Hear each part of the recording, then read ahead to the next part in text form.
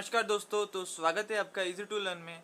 तो दोस्तों, जैसे कि हमने देखा था इसके आगे के लेक्चर में ड्यूअलिटी के बारे में और समझ के लिया था ड्यूअलिटी को अच्छे से विथ उसके एग्जाम्पल के साथ, और उस एग्जाम्पल को हमने सॉल्व करके देखा था और प्रूव किया था कि ड्यूअलिटी के जो ड्यूअल नेटवर्क है वो किस पे डिपेंड होते हैं। वो सिर्फ किरचॉफ्स लॉ के ऊपर। अब किरचॉफ्स लॉ कौन से? किरचॉफ्स वोल्टेज लॉ और किरचॉफ्स करंट लॉ के ऊपर ही डिपेंड होते हैं। उसको हमने अच्छे से प्रूव किया था विथ एग्जाम्पल। ठीक है, तो अब मैं इस लेक्चर में आपके साथ डिस्कस करने जा रहा हूँ कुछ कंडीशंस जो ड्यूअलिटी के बारे में बहुत इंपॉर्टेंट कंडीशन है, जो आपको उसके प्रॉब्लम सॉल्व आउट करने के लिए अच्छे से काम आएंगी। ठीक है, तो वो कंडीशन जो है वो मैं इस लेक्चर में आपके साथ डिस्कस करने जा रहा हूँ। चलिए तो फिर समझते हैं उस कंडीशंस को। ठीक है, तो दोस्तों ये रही वो चार कंडीशन ड्यूअलिटी के बारे में जो बहुत इंपॉर्टेंट कंडीशन है।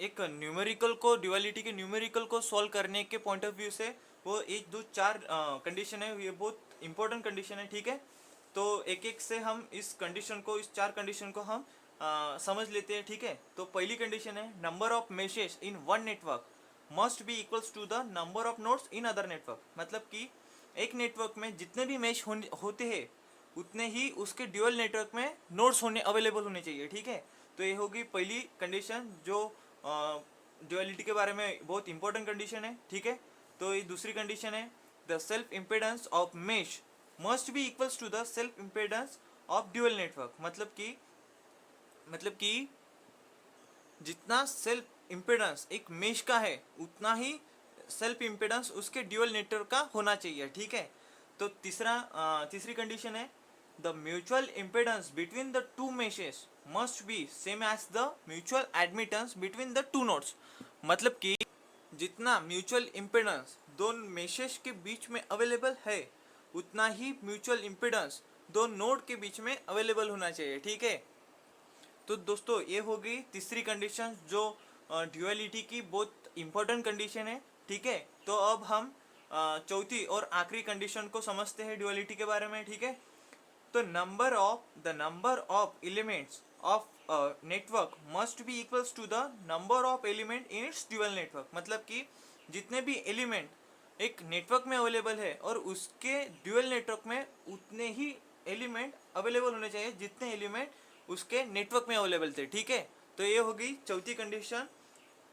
ठीक है दोस्तों, तो दोस्तों ये रही ड्यूअलिटी की चार कंडीशन जिसे हमने अभी यहाँ पे अच्छे से समझ के लिया है। ठीक है, तो अब हम तो ये तो रहा ड्यूअलिटी की कंडीशंस के बारे में। अब हम इसके आगे समझेंगे ड्यूअल एलिमेंट के बारे में कि वो क्या होने चाहिए। ठीक है, तो दोस्तों अब देखो, ये जो एलिमेंट है, ये जो 6 एलिमेंट है, ये जो एलिमेंट है वो उसके सिंपल नेटवर्क में अवेलेबल होंगे।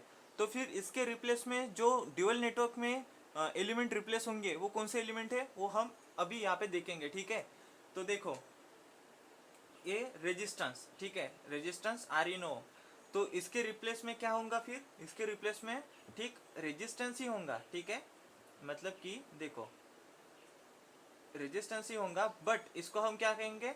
कंडक्टेंस कहेंगे, मतलब कि जी इन। ठीक है, अब देखो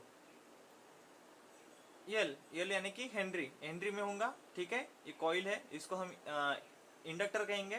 ठीक है, तो इसको किस के साथ रिप्लेस करेंगे? हम इसको हम कैपेसिटर के साथ रिप्लेस करेंगे। ठीक है, देखो ये हमको ड्यूअल सर्किट में इस इंडक्टर की जगह कैपेसिटर को कन्वर्ट करेंगे। ठीक है, तो यहाँ पे सी इन फैरेड। ठीक है, तो अब देखो, और कैपेसिटर को हम किसके साथ रिप्लेस करेंगे? इसको हम इंडक्टर के साथ रिप्लेस करेंगे। देखो ये रहा हमारा इंडक्टर एल इन हेनरी। ठीक है, अब देखो चौथा क्या है? वोल्टेज। ठीक है, वोल्टेज को हम करंट के साथ रिप्लेस करेंगे उसके ड्यूअल नेटवर्क में। ठीक है, देखो ये जो डायरेक्शन है करंट की, ये हमने किसके साथ डिसाइड की है? इसके पोलरिटी के वजह से। ठीक है, इसकी जो पोलरिटी है प्लस माइनस, मतलब कि ऐसी, इस वजह से हमने इसकी जो करंट की डायरेक्शन है इस इस डायरेक्शन में लिया है, ठीक है। तो करंट आई इन एम्पियर, ठीक है। अब देखो यहाँ पे क्या है, ओपन स्विच है, ठीक है। ये जो है ओपन स्विच है, इसको हम किसके साथ रिप्लेस करेंगे, एक क्लोज स्विच की तरह। देखो ये हो गया हमारा क्लोज स्विच, मतलब कि क्लोज स्विच, ठीक है। अब देखो यहाँ पे क्लोज स्विच अवेलेबल है, इसको हम किसके साथ रिप्लेस करेंगे ड्यूअल नेटवर्क में, ओपन स्विच की जगह। देखो ये हो गया ओपन स्विच, ठीक है। तो दोस्तों ये हो गया ड्यूअल एलिमेंट के बारे में, और अगले लेक्चर में हम ड्यूअलिटी के लेक्चर के ऊपर, मतलब कि अगले लेक्चर में हम ड्यूअलिटी के ऊपर कुछ प्रॉब्लम डिस्कस करेंगे, ठीक है दोस्तों। तो फिर मिलते हैं नेक्स्ट लेक्चर में, धन्यवाद।